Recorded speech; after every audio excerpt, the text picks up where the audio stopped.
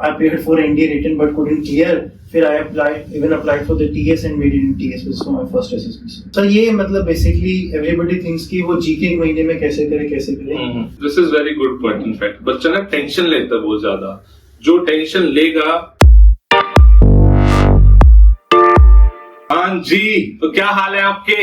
मैं सुमित कुमार एक बार फिर से आपका स्वागत करता हूँ फतेह के इस नए एपिसोड में. This Fateh is very special because ये हमारा फर्स्ट ऑफलाइन स्टूडेंट का एपिसोड है. इससे पहले जितने भी हमने फतेह रिलीज करे हैं they all are online students. तो अभी मेरा पहला ऑफलाइन स्टूडेंट का है तो मेरे लिए भी काफी इमोशनल है. इनफैक्ट जब विवेक का मतलब मुझे न्यूज मिली थी कि ही इज रिकमेंडेड तो लिटरली मेरी आंखों में आंसू थे. मुझे दिख रही तो सारी मेहनत रिवाइज हो रही थी. जैसे आप जब रिकमेंड होते हो मतलब कोई बच्चा जो रिकमेंड होता है तो तुम्हें भी हुआ होगा पूरी मेहनत रिवाइज होती है कि अच्छा यहाँ से इट्स ऑल स्टार्टेड. तो वो मुझे दिख रहा था कि चलो this is how we started and finally we have recommended. तो भाई तो सबसे पहले तो welcome Vivek. Thank you sir. How are you feeling? So feeling very great and light. So मतलब रिकमेंडेशन के बाद ये होता है कि मेरा मेडिकल भी फिट हो गया. उसके बाद एक फीलिंग आती है कि चलो अब बस ज्वाइनिंग लेटर चाहिए और अकेडमी पहुंचना है अब. yes. तो भाई विवेक हमारे फर्स्ट एसएसबी बैच में था. तो हमारे एसएसबी बैच में उस टाइम पे 29 स्टूडेंट्स थे और उसमें से 7 थे टीएस के लिए. तो विवेक वाज वन ऑफ देम. इसका मुझे याद है इसने 2 दिन लेट इसने शायद 1 दिन लेट इसने बैच ज्वाइन करा था. तो पूछ रहा था कि सर सब कुछ यहाँ पे है ना, सब ठीक है ना. मैंने कहा तू आ जा सब होगा. एंड फाइनली देखो रिजल्ट हैवी. तो इनफैक्ट इस रूम की भी कहानी है आई लाइक टू शेयर. तो हमने यहाँ पे ना से 2 हमारे इंटरव्यू रूम्स हैं. तो वन इज लाइक फॉर्मल जो मॉक इंटरव्यूज होते हैं एंड वन इज दिस जहाँ पे हम ऐसे इंटरव्यूज लेते हैं. तो जब ये बन रहा था क्योंकि देवर एट दैट टाइम जब ये पूरा हम इस्टेब्लिश कर रहे थे. तो जब यहाँ पर ये लोग आए थे तो हमारा इंफ्रा भी पूरा रेडी नहीं था. तो हम रूम्स ऐसे बना रहे थे. तब ही ओनली सेड मी कि सर क्या हम इस रूम को जिसमें भी हम बैठे हैं क्या हम इस रूम को मॉक इंटरव्यू वाला रूम बना दें. तो मैंने कहा नहीं. अगर क्यों सर? तो मैंने कहा वो वाला ऐसे ना ऐसे लाइन में है.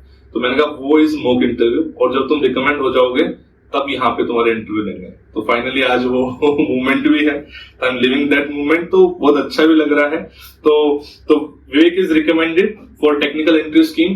तो हाउ वाज योर स्टोरी? मतलब आई वांट टू नो कि किस फैमिली बैकग्राउंड से आते हो तुम एंड फिर will move forward. Sir, my father joined army back in 90s. He joined Army Ordnance Corps, and then in 2015 he got retired from Indian Army Ordnance Corps and joined Defence Security Corps. And he was at the rank of Sipahi in Indian Army at Ordnance Corps and at the rank of Lieutenant in Defence Security Corps. So my family background has been defence from the very starting only. और sir मेरी जो पहली cantonment में जहाँ गया था वो था अखनूर जम्मू 10 डिवीजन और दूसरा था पुणे सर और थर्ड था दिल्ली. दिल्ली आने के बाद हमने चेंज नहीं किया क्योंकि एजुकेशन रीजंस की वजह से पेरेंट्स को लगा कि दिल्ली बेटर प्लेस है. तो हम और मम्मी के साथ इधर ही रह गए थे. पापा की पोस्टिंग आती थी तो पापा पोस्टिंग जाते थे. बट एज मेरी एल्डर सिस्टर है तो उनकी हायर एजुकेशन आ रही थी पास. तो मम्मी और पापा ने डिसाइड किया कि दिल्ली में रहेंगे थोड़ा एजुकेशन एक्सपोजर बेटर रहेगा. तो मेरी फर्स्ट क्लास ऑनवर्ड्स में आर्मी पब्लिक स्कूल धोलाकुआ में पढ़ा.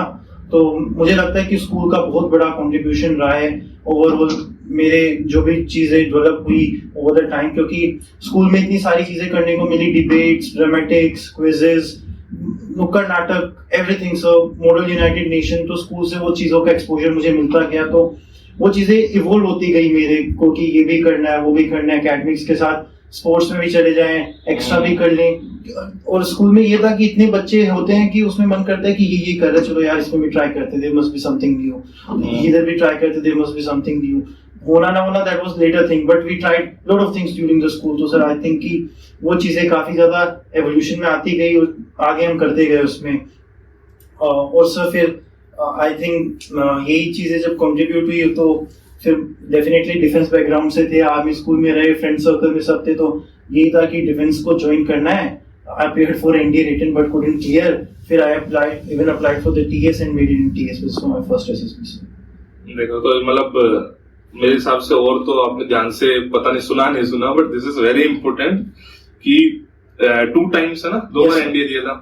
तो 2 बार एनडीए दिया. तो उस टाइम पे स्टूडेंट था, ऑनलाइन स्टूडेंट था. 2 टाइम एनडीए दिया. बट नहीं हो पाया, चाहे कुछ भी रीजंस थे, नहीं हो पाया। एंड पहले ही फतेह आ चुके हैं इनफैक्ट रेवांत नायर का, ठीक है, तो ये दोस्ती है। तो रेवांत का निकल गया एनडीए एंड वो एनडीए से रिकमेंड हो गया, एंड रेवांत ने ही इनफैक्ट इसको यहाँ पे भेजा था एंड ये टीएस रिकमेंड हो गया। तो आज एक दोस्त एनडीए में जाएगा, एक ओटीए जाएगा। इनफैक्ट उनका एक और फ्रेंड है, उसने रेवांत ने पूरी स्टोरी बताई, जिसने रिकमेंड हुआ ना तो इससे तो बात नहीं हो पाई बिकॉज उस टाइम लिमिटेड टाइम मिलता है। रेवांत का फोन आया, पूरी स्टोरी बताई उसने कि सर हम ऐसे ना 3 दोस्त हैं। उसने फोटो भेजी, ये देखो सर ये वाला आईआईटी है और अब इसका टीएस हो गया, वेरी हैप्पी एंड ऑल। तो मुझे बड़ा अच्छा लगा, चलो दोस्त ऐसे साथ साथ सेटल हो रहे हैं तो इससे बेहतरीन और क्या ही हो सकता है। दिस अबाउट एसएसबी, एसएसबी का मतलब हाउ वाज योर एक्सपीरियंस? सबसे पहले तो चलो हमने आपको कोच कराया, तो यहाँ पे अगर थोड़ा सा बता पाओ तो यहाँ पे how we help you and फिर उसके बाद एसएसबी का एक्सपीरियंस।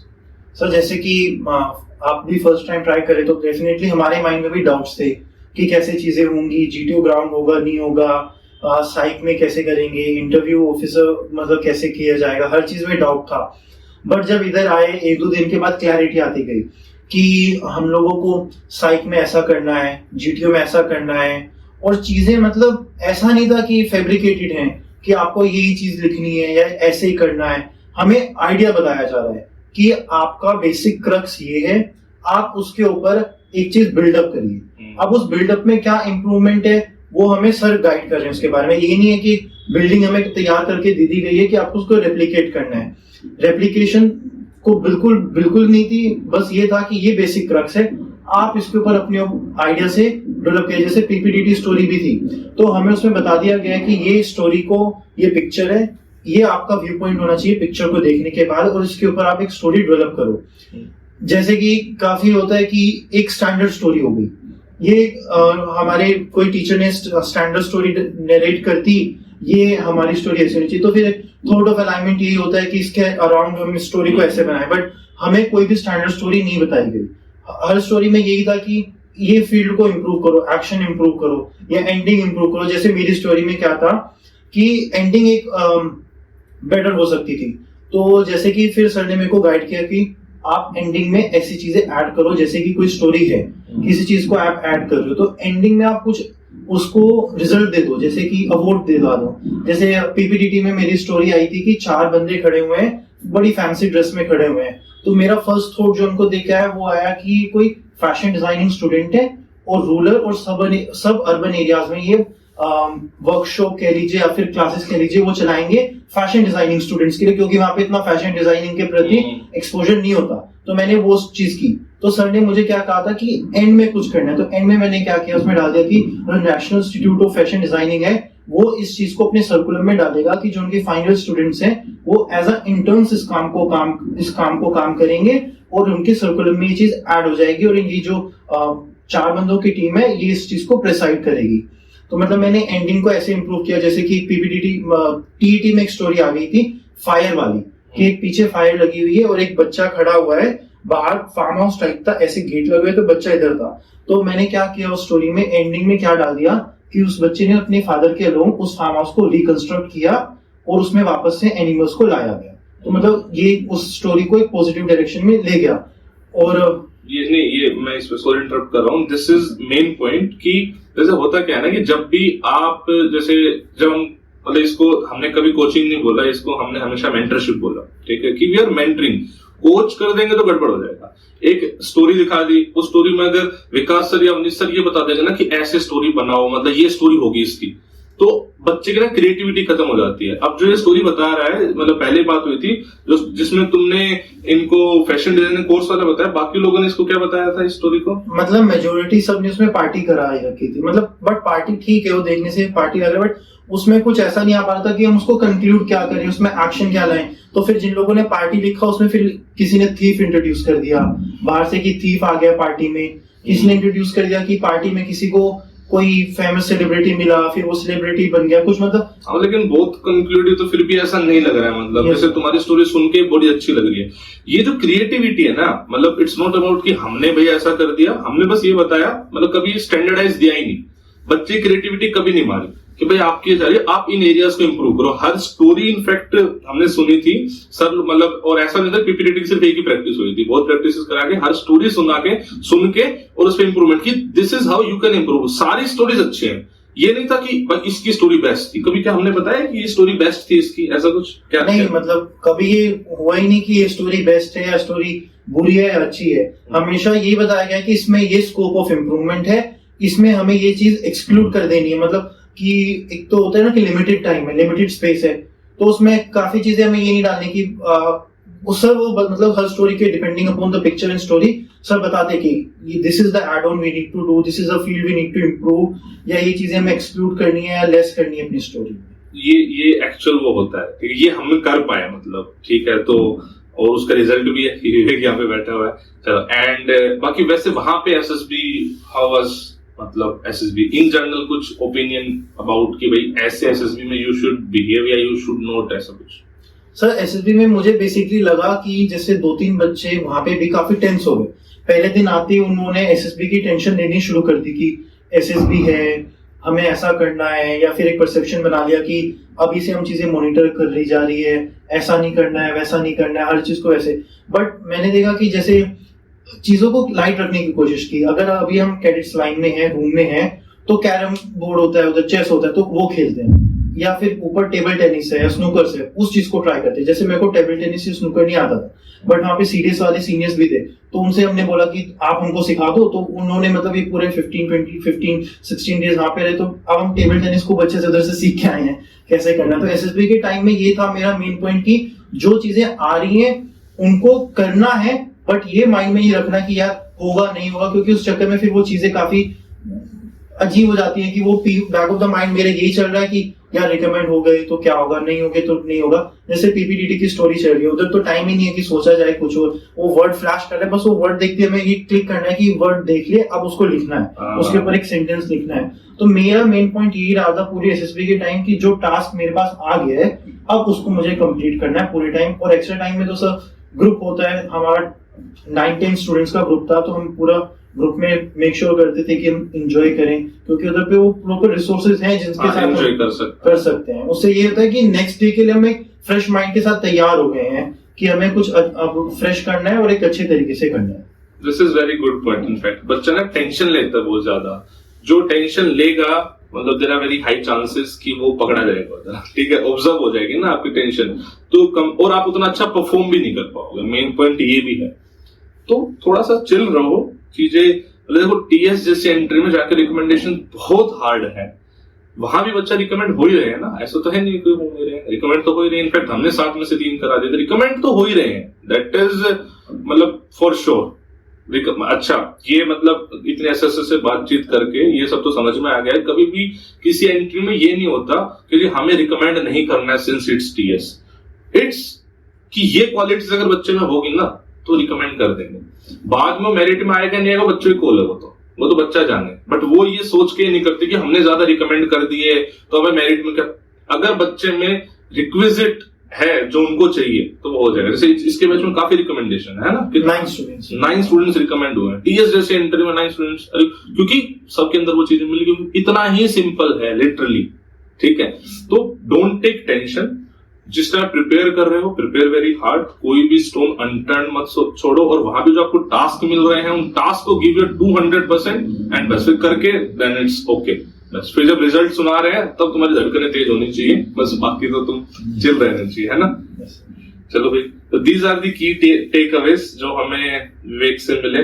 और कुछ पॉइंट? बाकी मेरे हिसाब से चीजें हो ही गई हैं ऑल सॉर्टेड। कुछ और जो तुम्हें लग रहा है कि तुम्हें बताना है? सर ये मतलब बेसिकली एवरीबडी थिंक्स कि वो जीके महीने में कैसे करें। ये मुझे लगता है कि जीके का पॉइंट ये है कि अगर उस चीज को over the period like 5-6 months से फॉलो कर रहे किसी चीज को, तो क्या होता है कि 4 महीने बाद एक ऐसी न्यूज आएगी जो हमने फर्स्ट मंथ में पढ़ी थी, वो हम फिर उसमें कोरिलेशन स्टैब्लिश करेंगे, फिर वो सीधा लेक्चरेट में हमें उस चीज को करने का टॉपिक मिलेगा। जैसे मेरा लेक्चरेट का टॉपिक था इंडिया बियॉन्ड 2020, तो मैंने उसमें 4 टॉपिक्स थे, but I choose this one. तो मुझे ये याद था कि एपीजे अब्दुल कलाम ने इसके ऊपर एक विजन लिखा है, my vision for India after 2020। तो उन्होंने एक ड्रीम किया था कि इंडिया सुपर पावर बनेगा, कैसे बनेगा। तो मैंने इधर से पिकअप किया कि missile man of India doctor APJ Abdul Kalam, how he dreamed for India. Then फिर मैंने इसमें economic aspects, defence aspects, health aspect, फिर इसमें एजुकेशनल एस्पेक्ट, वो सब कवर अप किए कि हमारा कैसे बढ़ रहा है, कैसे हम उसमें कवर अप कर रहे हैं और उसमें आगे हमारे लिए क्या चीजें हैं। तो मतलब ये ऐसे हुआ, मैं बोल पाया इस पे क्योंकि 5-6 मंथ मतलब मेरे जियोपॉलिटिक्स में पहले से इंटरेस्ट था, तो मुझे वो चीजें उधर क्लिक करती गई कि इस चीज में मैं इधर ऐड ऑन कर सकता हूँ, ये चीज इधर होगी। सेम ग्रुप डिस्कशन में भी उसने हेल्प किया कि मतलब वो चीजें फिर ऐड ऑन होती गई उसमें। दिस इज बिल्कुल वैलिड पॉइंट। मतलब ना जैसे मैं खुद भी इसको रिलेट कर पा रहा हूँ, जब मैंने आज से 3.5 साल पहले करंट अफेयर पढ़ाना शुरू करा था, तो रोज मुझे खुद उस टॉपिक पर रिसर्च करना पड़ता था। भाई एक टॉपिक आया अच्छा तो उस पर रिसर्च करो। आज 3.5 साल बाद मुझे ये समझ में आता है कोई नई न्यूज तो मुझे बहुत कम लगती है, नई न्यूज कुछ नहीं है, वही चीजें रिपीट हो रही होती है। ठीक है, कुछ ना कुछ किसी ना वो लिंक हो रहा होता है प्रॉपर। ठीक है कि हाँ जी आज से 6 महीने पहले ये हुआ था, 2 साल पहले ये हुआ था, ये उसका लिंक है। तो दिस इज वेरी इंपॉर्टेंट। अगर हो सकता है तो ड्यूरिंग प्रिपरेशन ओनली अब थोड़ा सा टाइम चाहे न्यूज़पेपर को देना स्टार्ट कर दो, उससे बहुत फायदा होता है। बिल्कुल मतलब सही एडवाइस है। ठीक है जी, चलो फिर और भी आपको कुछ अगर डाउट हो तो कमेंट सेक्शन में लिख देना। आई विल ट्राई कि उन डाउट्स का भी आपको आंसर मिले। बाकी stay motivated, obviously do work hard, लेकिन थोड़ा सा कम टेंशन के साथ इफ पॉसिबल। और बस बेस्ट ऑफ लक, जय हिंद।